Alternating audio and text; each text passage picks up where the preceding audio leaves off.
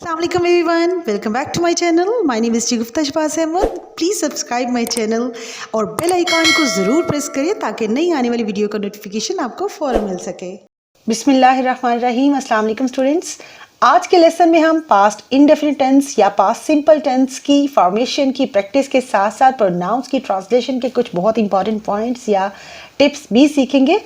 इस टेंस के लिए आपको स्टूडेंट्स वर्ब्स की सेकंड फॉर्म का जानना बहुत ज़रूरी है और ये बात याद रखें कि जहाँ पे भी आपको सेकंड फॉर्म ऑफ वर्ब नज़र आती है या डिड नज़र आता है तो डेफिनेटली वो टेंस पास्ट सिंपल या पास्ट इंडेफिनिट टेंस होगा और यही इस टेंस की बेसिक आइडेंटिटी है, बुनियादी पहचान है कि इसमें सेकंड फॉर्म ऑफ वर्ब आती है या सेकंड फॉर्म नहीं होगी तो डिड जरूर होगा और जो मैंने आपको बताया कि डू की ही सेकंड फॉर्म है।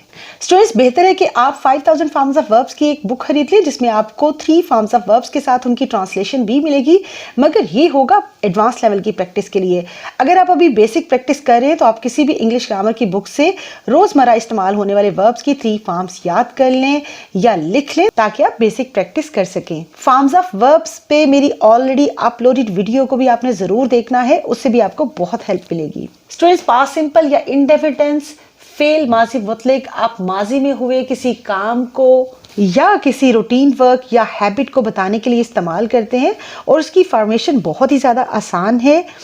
अफर्मेटिव या बयानिया जुमलों में जिसमें आप किसी काम के करने का या होने का बताते हैं और ये पास्ट टेंस में होगा क्योंकि ये अभी हम पास्ट टेंस की प्रैक्टिस कर रहे हैं, तो इसमें सबसे पहले सब्जेक्ट आता है, इसके बाद सेकंड फॉर्म ऑफ वर्ब आएगी और उसके बाद ऑब्जेक्ट आएगा। स्टूडेंट्स, इस टेंस में वर्ब की सेकंड फॉर्म ही आएगी चाहे कोई भी सब्जेक्ट हो, सिंगुलर हो या प्लूरल हो, नाउन हो या प्रोनाउन हो। हर सूरत में हर सब्जेक्ट के बाद अफर्मेटिव सेंटेंस में वर्ब की सेकंड फॉर्म ही आएगी, चाहे कोई भी सब्जेक्ट हो, किसी भी नाउन चाहे सिंगुलर हो या प्लूरल, और किसी भी प्रोनाउन सिंगुलर या प्लूरल दोनों के बाद जस्ट आपने सेकंड फॉर्म ऑफ वर्ब लगानी है और उसके बाद अगर ट्रांजिटिव वर्ब है तो ऑब्जेक्ट आ जाएगा। ट्रांजिटिव वर्ब का मतलब ये है कि इस वर्ब का एक्शन किसी ऑब्जेक्ट तक पास ऑन हो रहा है, ट्रांसफर हो रहा है या कोई ऑब्जेक्ट इस एक्शन को रिसीव कर रहा है।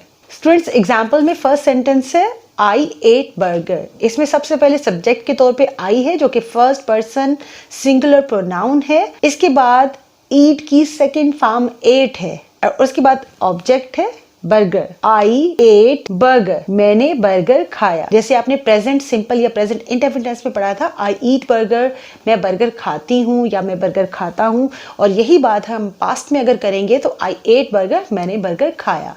और आई हम मेल फीमेल दोनों के लिए इस्तेमाल करते हैं। नेक्स्ट सेंटेंस है वी एट बर्गर, हमने बर्गर खाया, और वी भी हम मेल फीमेल दोनों के लिए इस्तेमाल करते हैं। ये हमारा फर्स्ट पर्सन प्लूरल प्रोनाउन है और उसके बाद हमने, जैसे मैंने आपको बताया कि तमाम सब्जेक्ट्स के बाद आपने सेकंड फॉर्म ऑफ वर्ब लगानी है। सेम वर्ब है, ईट की सेकंड फॉर्म है एट, वी एट बर्गर, हमने बर्गर खाया। यू एट बर्गर, यहाँ पे subject second person pronoun you है जो कि हम मेल फीमेल सिंगुलर प्लूरल हर एक के लिए इस्तेमाल कर सकते हैं। यू एट बर्गर, तुमने बर्गर खाया या आपने बर्गर खाया। स्टूडेंट्स, नेक्स्ट एग्जांपल है दे एट बर्गर। दे यहाँ पे थर्ड पर्सन प्लूरल प्रोनाउन है। अब मैंने लास्ट वीडियो में तो आपको बताया कि दे की ट्रांसलेशन वो होती है जैसे दे ईट बर्गर, वो बर्गर खाते हैं, लेकिन दे एट बर्गर, उन्होंने बर्गर खाया। तो आपने अगर उर्दू से इंग्लिश में ट्रांसलेशन करनी है तो आपने ये देखना है, जैसे ऑलरेडी मैंने प्रोनाउंस की वीडियो में आपको बताया था कि आपने प्रोनाउन अगर लगाना है तो आपने ये देखना है कि उसका आपने सब्जेक्टिव केस लगाना है या ऑब्जेक्टिव केस। तो उन्होंने यहाँ पे सब्जेक्ट की सूरत में इस्तेमाल हुआ है तो इट मीन्स कि यहाँ पे इसका सब्जेक्टिव केस दे आएगा, दे एट बर्गर। अगर आप उसको प्रेजेंट इंडेफिनिट टेंस में इस सेंटेंस को देखेंगे, दे ईट बर्गर, वो बर्गर खाते हैं, लेकिन पास्ट में ये होगा उन्होंने बर्गर खाया। नेक्स्ट सेंटेंस में हमारा सब्जेक्ट एक प्लूरल नाउन है, द चिल्ड्रन एट बर्गर, बच्चों ने बर्गर खाया। और वही जो मैंने आपको पहले बताया कि हर जगह पे आपको सेकेंड फॉर्म ऑफ वर्ब लगानी है सब्जेक्ट के बाद और आपका सेंटेंस कंप्लीट हो जाएगा ऑब्जेक्ट लगाने के बाद। हमारे अगले जुमले हैं he ate burger and she ate burger, उसने बर्गर खाया। दोनों की ट्रांसलेशन उर्दू में सेम है और फॉर्मेशन भी सेम है, लेकिन फर्क सिर्फ ये है कि ही हम मेल्स के लिए इस्तेमाल करते हैं और शी हम फीमेल्स के लिए इस्तेमाल करते हैं। और जैसे मैंने आपको प्रोनाउंस की वीडियो में बताया था कि ही की ट्रांसलेशन अगर आपने करनी है या उर्दू से इंग्लिश में या इंग्लिश से उर्दू में करनी है तो आपने ये देखना है कि आपके प्रोनाउन सब्जेक्ट के तौर पे इस्तेमाल हुआ है या ऑब्जेक्ट के तौर पे। और अगर यहाँ पे ये सब्जेक्ट के तौर पे, जैसे उसने बर्गर खाया, ही की ट्रांसलेशन नॉर्मली अगर आपसे पूछा जाए तो आप कहेंगे इसकी ट्रांसलेशन है वो, लेकिन यहाँ पे इसकी ट्रांसलेशन होगी उसने बर्गर खाया। इसी तरह से शी एट बर्गर, यहाँ पे भी हमने ये देखना है कि अगर हम फीमेल की बात करें तो उसका हमने सब्जेक्टिव केस इस्तेमाल करना है और हमारे सब्जेक्टिव प्रोनाउंस है ही, शी, इट एंड दे, तो हमने यही इस्तेमाल करने हैं। फर्दर डिटेल्स के लिए आपने प्रोनाउंस की अपलोडेड वीडियो जरूर देखनी, जिसमें आपको सब्जेक्टिव केस प्रोनाउंस और ऑब्जेक्टिव केस प्रोनाउंस के बारे में कंप्लीट डिटेल्स मिलेंगी। अगले जुमले में हमारा सब्जेक्ट इट है, जो कि किसी एनिमल या बर्ड्स के लिए या नॉन लिविंग थिंग के लिए इस्तेमाल हुआ है। इट जम्प्ड हाई और इट फ्लू हाई, उसने ऊंची छलांग लगाई या उसने ऊंची परवाज की या वो ऊंचा कूदा या ऊंचा कूदी।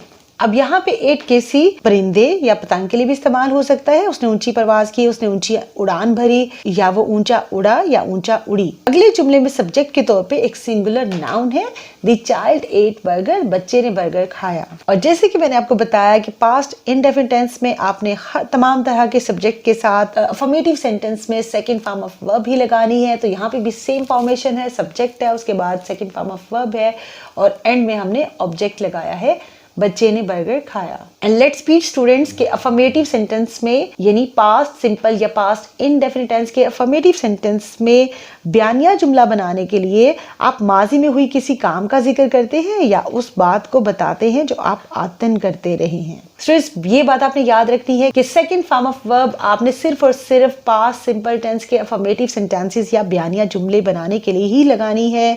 आई होप स्टूडेंट्स कि आप पास्ट सिंपल टेंस के अफर्मेटिव सेंटेंसेस की इसी फॉर्मेशन की बेसिस पे दूसरे वर्ब्स और ऑब्जेक्ट्स के साथ प्रैक्टिस जरूर करेंगे। जैसे आई रोट एन एसे, मैंने एक एसे लिखा। आई ड्रैंक वाटर, मैंने पानी पिया। आई कॉट बॉल, मैंने बाल पकड़ी। आई प्लेड फुटबॉल, मैंने फुटबॉल खेला। Thanks for watching this video. Viewers, I am sure ये वीडियो इंग्लिश लैंग्वेज लर्निंग में आपकी बहुत हेल्प करेगी। इंग्लिश ग्रामर या पार्ट्स ऑफ स्पीच से रिलेटेड अगर आप कोई क्वेश्चन करना चाहते हो तो please ask me in comments. Please like, share and subscribe my channel. See you again in next video. Bye.